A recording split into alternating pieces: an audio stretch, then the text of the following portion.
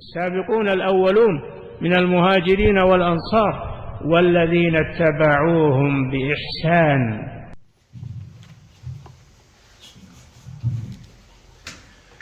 إن الحمد لله نحمده ونستعينه ونستغفره ونعوذ بالله من شرور أنفسنا وسيئات أعمالنا من يهديه الله فلا مضل له ومن يضلل فلا هادي له وأشهد أن لا إله إلا الله وحده لا شريك له وأشهد أن محمدا عبده ورسوله أما بعد.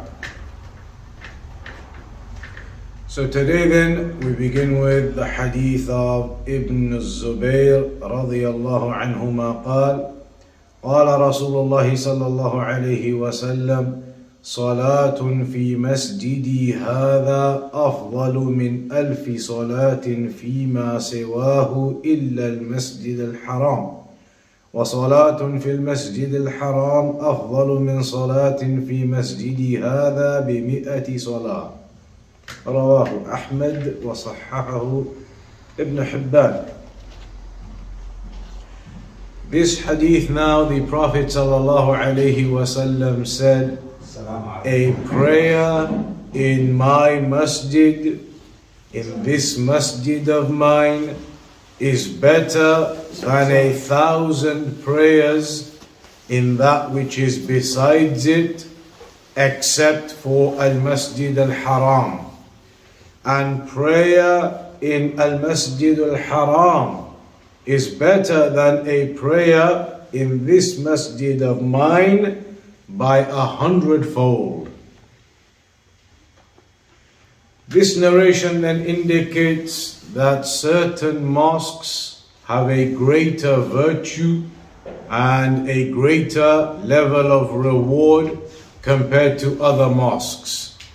فضل الله سبحانه وتعالى المساجد عموما. Allah subhanahu wa ta'ala favored the mosques generally.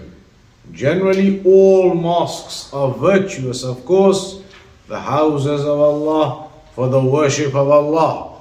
But as this narration says here now, a prayer in this mosque of mine is 1,000 times better than anywhere else except Al-Masjid Al-Haram. And the prayer in the Haram, Al-Makki, is 100 times better than a prayer in this mosque of mine. So, mosques have a virtue generally anyway. And they are blessed places generally anyway. And Allah said, في بيوت أذن الله أن ترفع ويذكر فيها اسمه, that these are the houses that Allah permitted to be raised and His remembrance to be said within them. فضل المساجد على سائر البقاع. So Allah favored the mosques over all other areas and places. وفضل هذه المساجد وفضل من هذه المسجد هذه الثلاثة. And from all of the mosques which are virtuous, and all of them are houses for the worship of Allah, from them all Allah favored and made even better 3 particular mosques. One of them, Al-Masjid Al-Haram, that is the mosque in Mecca where the Kaaba is. One is Al-Masjid Al-Nabawi, the Prophet's mosque in Medina. And one is Al-Masjid Al-Aqsa in Palestine. لأن هذه المساجد هي مساجد الأنبياء عليهم الصلاة والسلام, because these 3 mosques, they are the mosques of the prophets. They are all specifically the mosques of the prophets. فالمسجد الحرام بناه إبراهيم وابنه إسماعيل عليهما السلام. So for example, Al-Masjid Al-Haram in Mecca, where the Kaaba is, that mosque was built initially by Ibrahim alayhi salam and his son Ismail alayhi salam. والمسجد النبوي بناه خاتم النبيين نبينا محمد صلى الله عليه وسلم. And Al-Masjid al-Nabawi, that was built, of course, by the Prophet Muhammad صلى الله عليه وسلم. والمسجد الأقصى بناه إسحاق ابن إبراهيم عليه الصلاة والسلام. And as for Al-Masjid al-Aqsa, then that was built by Ishaq, the son of Ibrahim عليه السلام. فهذه مساجد الأنبياء لها ميزة في العبادة ومضاعفة أجر أو أجر الصلاة فيها. So these three mosques, they have their specific virtue on top, and there is a multiplication of the reward for the prayers within them. فيستحب السفر إليها يشرع السفر إليها لأجل الصلاة فيها. So it is recommended to travel specifically to get to those three mosques to pray in them. ويستحب أن تسافر لتصلي في المسجد الحرام ويستحب أن تسافر لأجل أن تصلي في المسجد النبوي ويستحب أن تسافر لأجل أن تصلي في المسجد الأقصى وما عدا هذه الثلاثة من المساجد فلا يجوز السفر إليها. So these three mosques, Al-Masjid al-Haram in Mecca, Al-Masjid al-Nabawi and Al-Masjid al-Aqsa, it is sunnah, recommended, if you can, to go and travel to get to them specifically and to pray in them. Besides these three mosques, it is not a sunnah to specifically travel out for the sake of praying in any other mosque. It is only these three where there is the recommendation to specifically travel out to them, to get to them and pray in them. Any other mosque anywhere, it is not a recommendation or a sunnah to specifically travel out there to pray in there. Like some people, they say such and such a historical mosque, it's so many thousands of years or hundreds of years, and they want to specifically go there and see it and pray in it.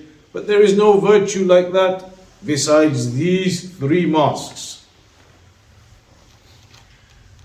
And in fact, not that there's no virtue like that besides these three mosques, it is actually impermissible for a person to make that kind of intention to specifically travel out to any other mosque for the sake of visiting and praying in it.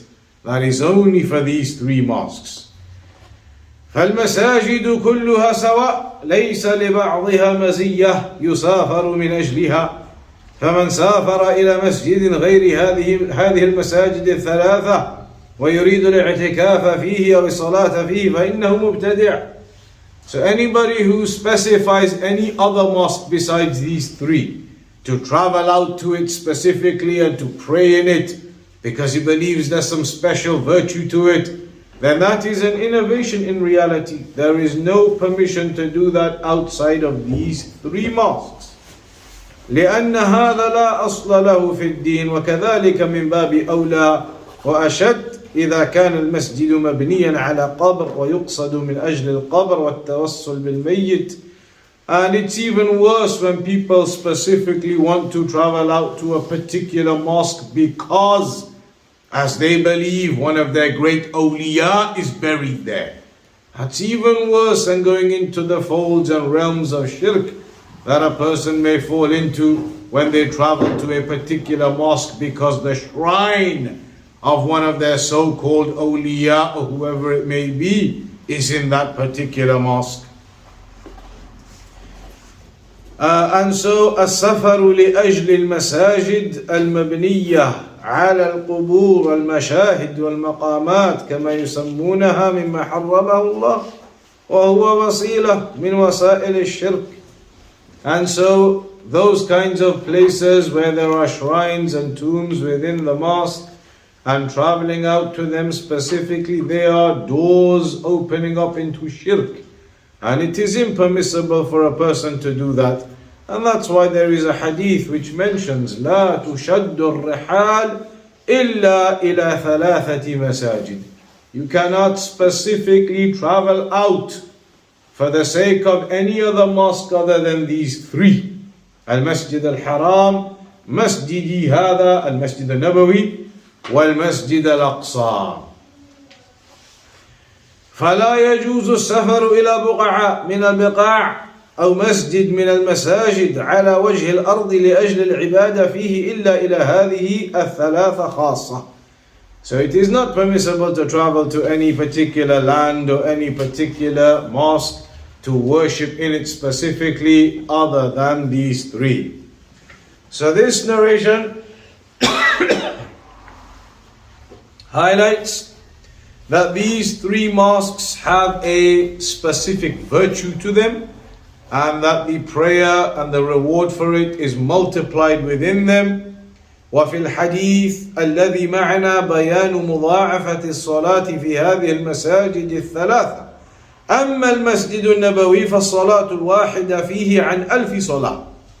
So as for the Prophet's mosque in Medina, a prayer within it is multiplied by 1,000-fold compared to a prayer in any other place besides it. Except Al-Masjid al-Haram, of course, because Al-Masjid al-Haram is superior. That is 100,000 there. Therefore, it is superior to Al-Masjid al-Nabawi, that is only 1,000. So Al-Masjid al-Nabawi is 1,000-fold better than other mosques, except Al-Masjid al-Haram. والمسجد الحرام الصلاة فيه عن 100 صلاة في المسجد النبوي.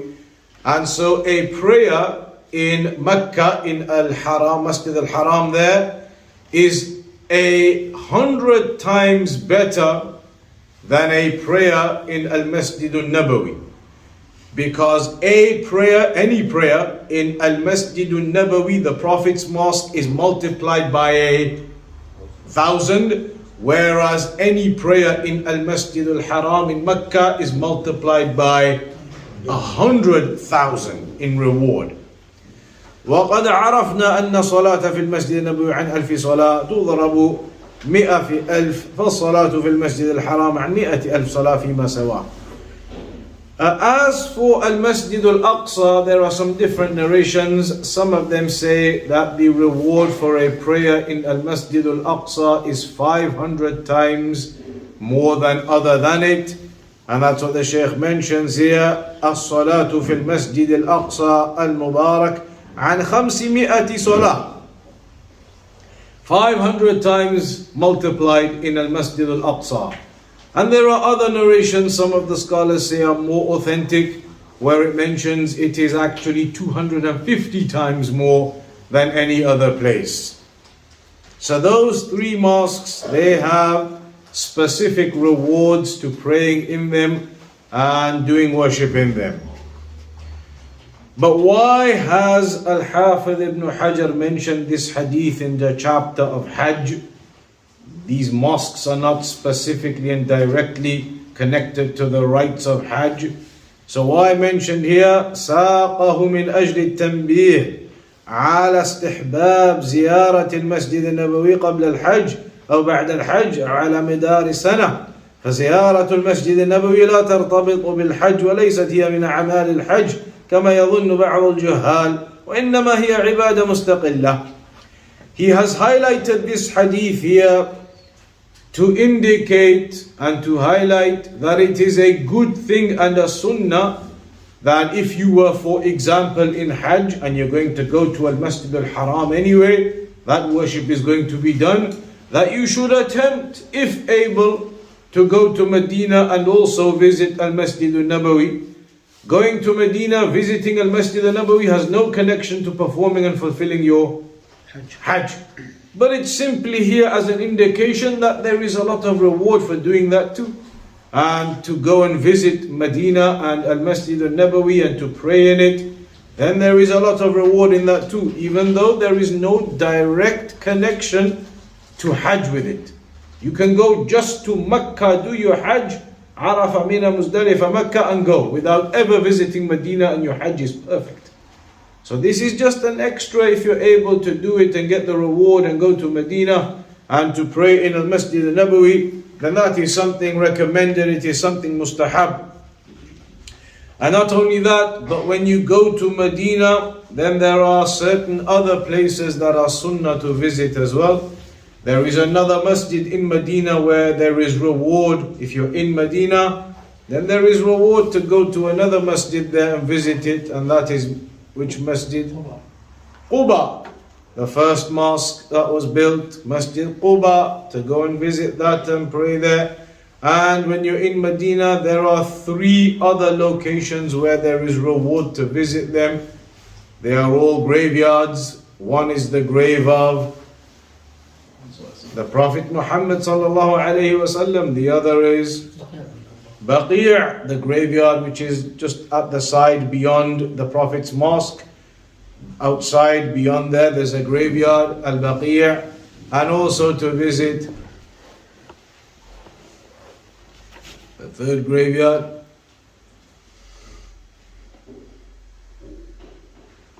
in Medina. Badr is a long way from Medina. You need a long taxi ride to get there.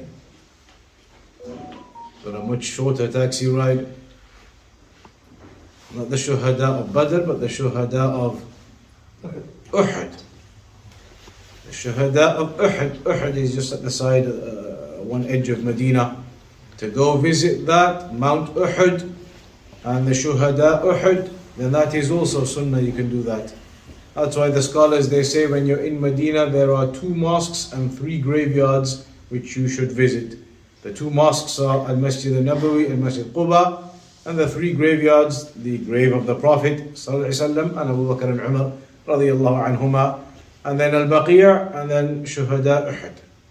So all of that, Al-Hafidh ibn Hajar is mentioning this here now, just to highlight the virtues and the rewards of that. If you're there, you're doing Hajj, to go along to Medina if you're able to fulfill these visits as well, to Al-Masjid Al-Nabawi specifically, and then when you're in Medina you can visit those other places too, and that is something good.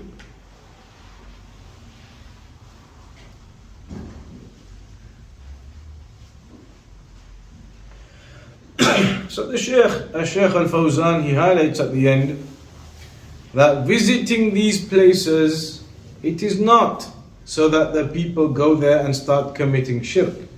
It is not that that it's been recommended to visit the graveyard of the Messenger so that you can start making dua to him. It is not that you go to Baqi' or to Shuhada Uhud so you can start making dua to them. This is from the ignorant individuals, those who don't understand. They go to these places thinking it's for shafa'ah, to seek shafa'ah, to seek the dua from the dead. But rather you go there, you give salam upon them and you implement the sunnah.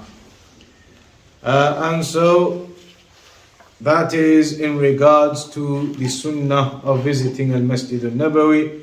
And so Al-Hafidh ibn Hajar mentioned it there at the end of the chapter, just to highlight that sunnah if you're able to do it when you're out there on Hajj or any other time. The final section we have in the book of Hajj is Babul Fawat wal Ihsar. This is in reference to when you are held back or restrained from fulfilling and completing your Umrah or Hajj. Imagine now you go to Umrah and Hajj, but at some point during that process of fulfilling the rights of Umrah and Hajj, you are restricted and held back and prevented from fulfilling the rest of the rights. Prevented from fulfilling the Hajj and the Umrah. You're stopped on the way. Stopped and blocked and prevented. So then what's the ruling now? You made your intention, you're going to do Umrah, Hajj, etc. But you are blocked and prevented and restricted and not allowed passage to continue. Then what's the rulings on that kind of situation? So Babul Fawati wal Ihsar. Al-Fawat huwa sabqu shay wa adamu idraki shay. So al-fawat basically means when you miss something. You miss something, you don't catch it, you miss it. تقول فات الشيء إذا مضى ولم تدرك شيئا منه. ومعناه هنا فوات الحج. متى يفوت الحج؟ يفوت بفوات يوم عرفة. So firstly, the Shaykh wants to highlight, when is it that you are considered to have missed Hajj? This is not necessarily yet with any restriction or being prevented, but you just being late, for example. At what stage are you now so late that you can't join into the Hajj, you've missed it for the year? The Shaykh says that is of course for Arafah. If you do not catch the day of Arafah or the night of Arafah, that night afterwards, if you don't catch any of that, you only get there on the day of, for everybody not in Hajj, on the day of Eid. That's when you get down there, you've missed Hajj, too late. You've missed Arafah. If the day of Eid, Fajr now comes in, day of Eid starts, you've missed all of Arafah. So now your Hajj is missed. يوم عرفة فمن فاته الوقوف بعرفة فاته الحج. And that's because it is mentioned in a hadith, Al-Hajj Arafah, that Hajj is Arafah, meaning the most important pillar of Hajj is Arafah. If you miss that, you missed Hajj. فإذا فات الوقوف بعرفة يعني ما جاء إليها إلا بعد طلوع الفجر من ليلة النحر فقد فاته الحج هذا العام. So remember what we said, the 12th month of the Islamic calendar. Right now we're in the 10th month of the Islamic calendar. Ramadan was the 9th. We're in the 10th, 11th is coming up, then 12th is coming up. Hajj is coming up in a couple of months. So in the 12th month of the Islamic calendar, on the 8th day is when Hajj begins, on the day of Mina. The 9th day is the day of Arafah. After the 9th day at Maghrib time, you leave and you go to Muzdalifah and you spend the night in Muzdalifah. If a person manages to get to Arafah that night, the day of Arafah is gone. Maghrib, Isha, that night he manages to get to Arafah before Fajr for the day of Eid. If he manages to get there before Fajr on the day of Eid and catch Arafah that night, then he's caught it. But if he gets there after Fajr, so now the Fajr of Eid day has occurred, entered, then he gets to Arafah, he has now missed Hajj for that year. That's the first point here the Shaykh says. فماذا يفعل؟ يتحلل بعمرة فيذهب إلى البيت ويطوف طواف عمرة ويسعى بين الصفا والمروة وسعي العمرة ويتحلل وفي العام القادم يقضي الحج الذي فاته. So now the thing is, a person is going to go to the miqat. Remember, right at the beginning, the boundaries. A person's going to get to the boundary, he's going to put on his physical ihram and he's going to make his intention to enter into ihram for Hajj. And then he goes as quick as he can, but he only manages to get to Arafah after Fajr of that day of Eid. So now what's his situation? He's in a state of ihram, he's in the intention of ihram, he's in the state of ihram, but he has now actually missed Hajj. So what do? Do you just come out of ihram, finish, that's it, go home? What you actually do in that situation, then the Shaykh says, is go and do Umrah. Hajj is gone now. Stay in your ihram, go and do Umrah. Do your tawaf, do your sa'i, and then come out of your ihram, and then that's it for now. You can't do Hajj, you missed it. Do your Umrah, come out of your ihram, finished. Then you must return the next year to fulfill the Hajj. Because technically, you entered through the miqat with the intention of Hajj and you missed it. So it's as though you have a burden upon your shoulder. You had the intention of Hajj, you made that intention, you entered into ihram, you went through the miqat. But then in the end you didn't do Hajj because you were too late, you missed it, your fault. So now it's like you've got this burden on your shoulder, you need to do a Hajj. So now you must come back, and it's like you're going to do the qada, sort of. That you're going to come back the next year and fulfill the Hajj that you ended up missing, even though you got into your ihram and into the intention of ihram and you went, but you missed it. So now you finished just an umrah that year, gone now, come back the next year to fulfill the Hajj as a qada. You must do your Hajj. That's al-fawat. If you end up missing Hajj, you go there but too late and you miss it, do your umrah, then go and come back the next time and do your Hajj. Amma al-ihsar, the second type, al-ihsar, is if you're on your way to do your Hajj or umrah, but you get held back, restricted by bandits or whatever it might be. You get stopped, prevented from proceeding, and you cannot go and fulfill the rites. Then what do you do? So the Shaykh says, فَمَعْنَاهُ الْحَبْسُ وَالْمَنَعُ إنسان أحرم بالحج أو بالعمرة فجاء يريد مكة فصد عنها صده عدو ولم يمكنه الدخول أو لم يمكنه الدخول إلى مكة أو أصابه مرض فلم يستطع معه أن يمضي في النسك هذا هو المحصى حبسه عدو أو حبسه مرض أو عذر لا يستطيع معه المضي في النسك هذا هو المحصى فهذا يتحلل ويذبح فدية وليس عليه شيء. So now a person who is prevented from proceeding with his Hajj, prevented for some reason, he's not late, he's there on time, but for some reason he's held back and prevented from fulfilling it. It could be that he makes his intention for ihram at the miqat, the boundary, proceeds heading towards Mecca, and en route they are robbed by some bandits and they are beaten and they are stopped and prevented from proceeding. They are held captive. And 2-3 days go by and that's it. Arafah is gone, Hajj is gone. He has not missed it. He was on time. He was held back and restricted with intent by bandits, for example.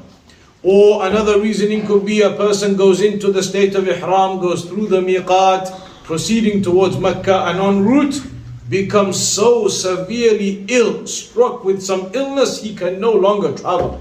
He has to stop where he is, his camp, his people, whoever they're going to have to stop with him. He can physically not even get up, he can physically not move. Some disease, some illness overcomes him to that level, he can't proceed. So he's now being restricted and held back by the illness. Or whatever other reason that may occur. Some other reason may occur that physically prevents and restricts him from being able to go. It could be like the accident or something, he's going and his car crashes en route, and because of that accident, injuries, he's in hospital, he cannot go anywhere. Various things could stop a person in his tracks from continuing and fulfilling his Hajj.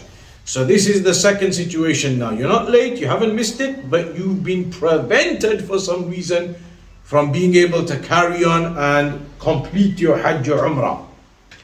In that case, the Shaykh says, the ruling is, if you are prevented and you can no longer proceed, you simply exit from your ihram.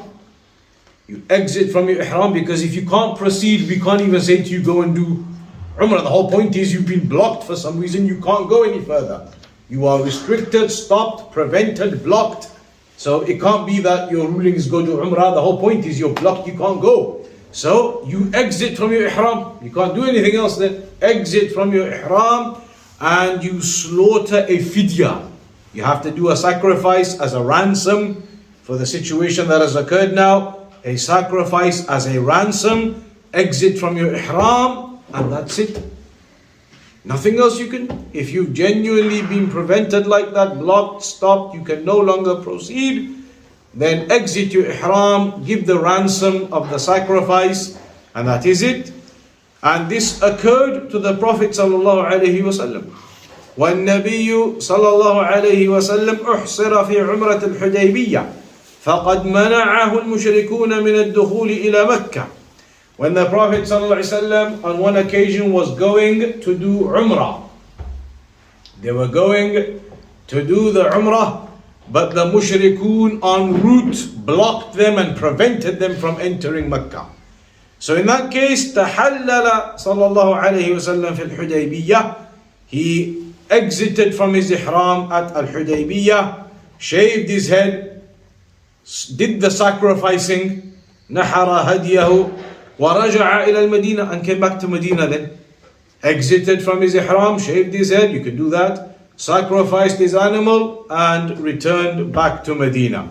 لأنه تفاوض مع المشركين على أن يرجع هذه سنة واعتمر من العام القادم، فتحلل صلى الله عليه وسلم ونحر هديه ورجع إلى المدينة، فدل على أن الذي منع من الوصول إلى مكة منعا لا يتمكن معه من المضي أنه يتحلل ويفدي ولا شيء عليه. So this is what happened with the messenger. The mushrikun, they stopped him, and then there was some agreement made about how they were going to return at another time. But on this occasion they were prevented. So the messenger exited from his ihram, shaved his head, did his ransom of the sacrifice, and that was it, returned back. And that is all a person can do in that situation then. So هذا هو المحصر. So a person could be restricted and blocked like that. Your enemy, bandits, robbers, they take you hostage or something, and that's it, you can no longer proceed. Or it could be due to severe illness, you cannot proceed. En route, you become so ill, you have to be taken to a hospital, you can't go any further. Prevented, you can no longer proceed with your Hajj or Umrah. أو بضياع نفقة. The Shaykh gives an example. Maybe you go into your state of ihram at the miqat and you proceed, and then you're going to get a taxi, for example. Imagine it's the 8th day of Mina already now. It's the 8th day. And you're going to get a taxi to go. But all of your money has been lost, stolen, lost, your papers, passport. Money happens to the Hujjaj sometimes. Everything is lost, your bag thing, whatever, it's all gone. And you have no contacts, no friends, no phone, no nothing. You are just stranded there. You're not going to be able to walk to Makkah now. Far too late. If it's the 8th of Mina already now, 8th day of the Hijjah, impossible to make it walking in 2 days to Arafah. So if you can't walk there and you have no other means now, your money's gone, your passport's gone, everything's gone, all you can do now is head back and go back into Medina and go to the consulate and whatever else. You're not going to be able to proceed. So that's just an example the Shaykh gives as well. أو غير ذلك, or other than that, whatever reason it might be, that a person is no longer able to proceed. So in that case, you exit from your ihram, you can do the shaving and you do the ransoming of the animal, and that is it. And he mentions in the next hadith, عن ابن عباس, or in the first hadith of the chapter or this section, عن ابن عباس رضي الله عنهما قال قد أحصر رسول الله صلى الله عليه وسلم فحلق رأسه وجامع نساءه ونحر هديه حتى اعتمر عاما قابلا. This is the hadith that the Shaykh has just been talking about on the occasion when the Prophet ﷺ was prevented from proceeding by the mushrikun. So then he shaved his head and he engaged in the intimacy with his wives, and he slaughtered or ransomed his animal, and that was it until he then returned the following year to do the Umrah. فهذا الحديث في إحصار النبي صلى الله عليه وسلم حين منعه المشركون وصدوه عن أداء العمرة في السنة السابعة من الهجرة. So that was in the 7th year of Hijrah. In the 7th year of Hijrah, the Muslims took over Mecca in... This could not have possibly been when the Muslims had already taken over Mecca. How could the kuffar prevent them? This was in the 7th year of Hijrah. The Muslims took over Mecca in 8th year of Hijrah. In the 8th year of Hijrah was the conquering of Mecca. So this was prior to that. This was prior to that. It was still the mushrikun over there. So they prevented the messenger that year. وتفاوض معهم على أن يرجع هذا العام وأن يعتمر من العام القادم فصالحهم صلى الله عليه وسلم لما في ذلك من المصلحة للمسلمين وإن كان كثير من أصحابه كرهوا هذا الصلح لأنهم ظنوا أن فيه غضاضة على المسلمين. So the messenger made an agreement and a pact with the mushrikun at that time. They returned back that time and they were going to go back later. even though some of the Muslims at that time, they didn't really like that agreement. They didn't want to make that agreement. They felt it was a demeaning to them to have to make this agreement with the mushrikun, and the mushrikun are preventing them. But this was the benefit and the maslahah for the believers at the time. They didn't have Makkah yet. So this agreement was made with the mushrikun at that time, and then they returned the following year. And then of course the conquering of Makkah also occurred at that time. فأحصر يعني منعه الكفار في الحديبية. So this was the time when he was prevented, and that was the ruling that was determined from that. And then عن عائشة رضي الله عنها قالت دخل النبي صلى الله عليه وسلم على ضباعة بنت الزبير ابن عبد المطلب رضي الله عنها فقالت يا رسول الله إني أريد الحج وأنا شاكية. فقال النبي صلى الله عليه وسلم حجي واشترطي أن محلي حيث حبستني. وعن عكرمة عن الحجاج ابن عمرو الأنصاري رضي الله عنه قال قال رسول الله صلى الله عليه وسلم من كسر أو عرج فقد حل وعليه الحج من قابل. قال عكرمة فسألت ابن عباس وأبا هريرة عن ذلك فقال صدق. In this first narration it mentions that Dhuba'ah, the daughter of Zubair ibn Abd al-Muttalib, said to the messenger that I want to do Hajj, but I have a problem. Meaning she was fearful of the possibility that she may go into Ihram and proceed, but at some point she may not be able to further proceed. She had an inkling that this possibility may arise because of some issue the Shaykh is going to mention, that she had an inkling, she had this idea that there's a possibility I may start but may not be able to finish. So she asked the messenger, what's my situation then? Do I go? Do I not go? What do I do? So the messenger said to her, do it. Go to Hajj. And in your intention, insert like this clause, as we may say, Mahalli haythu habastani. That my end position is where you withhold me.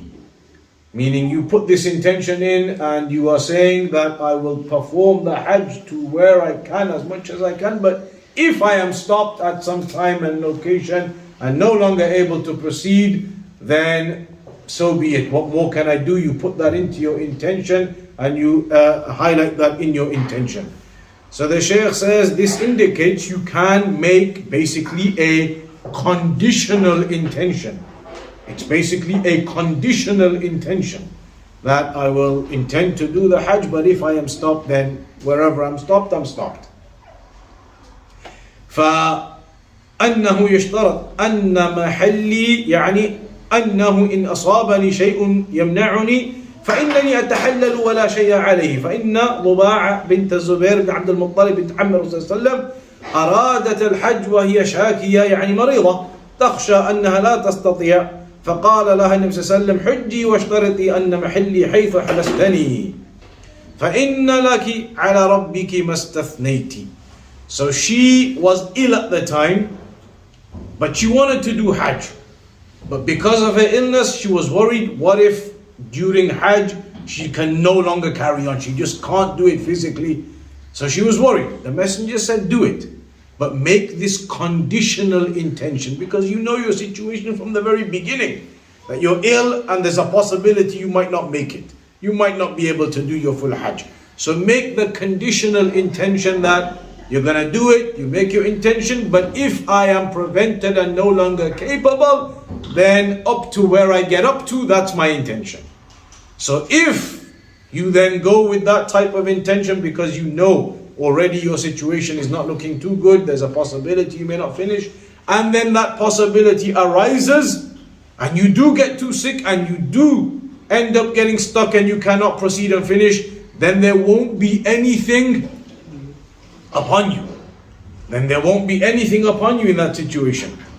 فدل هذا على أن المسلم عند الإحرام إذا اشترط أن محله حيث حبس في الطريق أنه يتحلل ولا شيء عليه. In that situation, if you then do get restricted and can't proceed, you just come out of Ihram at that time and nothing is upon you. أنه يتحلل ولا شيء عليه لكن هل هذا عام في كل من يريد الإحرام أو هو خاص بمن عنده عذر. But making this conditional intention, can anyone do that? You're fit and healthy and you think to yourself, let me just make the conditional intention just in case on the off chance something happens, then I'll be free to just exit from my ihram and nothing upon me. Or is it only for someone who actually has some valid reasoning to think that they may not be able to proceed and there's some reasoning behind it, that they're allowed to make the conditional intention? The Shaykh says, Al-Jumhur ala anna hadha khasun biman indahu udhr. That this is specific to someone who actually has some reasoning. Someone who's ill, someone who has some valid reasoning to think that there's a possibility something could occur, I may not be able to finish Hajj because of certain valid reasons that exist for that person. They can make the conditional intention. For example, Shaykh gives some examples like illness, like this hadith. A person has some illness, he doesn't know whether he's going to be able to physically carry out the procedure of Hajj. Takes 4 days, 5 days. His illness is severe, he doesn't know if he's going to be able to manage it, he wants to try. So he can make the conditional intention going into it. For example, لأن الطريق فيه عدو.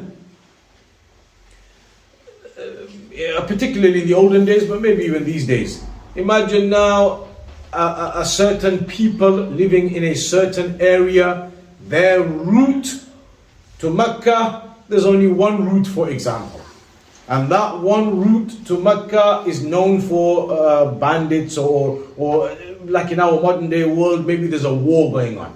For them, they have to go through a particular region where there's a war going on or there are enemies of them in that region. So now they are worried, that's the only route. They're going to try and go through that war zone or whatever it is, where the enemies are. They're going to try and pass through there to get to Hajj. So now they have a valid reason to think that there's a possibility we're not going to get through there. So they can make an intentional, a conditional intention to Hajj. In case the enemies do take them hostage or grab them or get a hold of them or something occurs in that zone and they're no longer able to proceed. So they have a valid reasoning to think something could occur. وفيه ما يمنع عن الحج فهو يتوقع الحبس فهذا يشترط من حالته مثل حالة من حالته مثل حالة ضباعة فإنه يشترط وينفعه الاشتراط. أما من لم تكن حالته مثل حالة ضباعة فلا يشترط لأن الصحابة لم يشترطوا أحرموا مع النبي صلى الله عليه وسلم ولم يشترطوا. But if you don't have any valid reason, there's nothing that you could really say is a significant problem that may stop you from Hajj. You're fit and healthy, the travel plans, the package, everything, all things are in place. There's nothing you can envisage that would prevent you from going and fulfilling your Hajj and coming home again. Then in that case, you're not allowed to make a conditional intention. You have no valid reason to do that, no cause behind that, then you're not supposed to do that. And the evidence is the companions, all of those companions who did Hajj with the Messenger, did they all just randomly decide, let's do the conditional intention? They did not. They had no reason to. They continued upon a normal intention. Only her, in this instance in the hadith, when she was ill, and she genuinely thought, maybe I won't manage it, then the Messenger said, you can make the conditional intention. And the final narration here mentions, مَنْ كُسِرَ أَوْ عَرَجَ فَقَدْ حَلَّ وَعَلَيْهِ الْحَجُّ مِنْ قَابِلٍ. That whomsoever ends up becoming injured. Imagine you're doing Hajj and you fall and break your leg. Obviously you're not going to be able to continue to do your Hajj. You fall and break your leg, you break your ankle, you break both your legs, you break your kneecaps, Allah alam, whatever occurs. You end up injuring yourself in some way, some type of severe injury and wound occurs to you.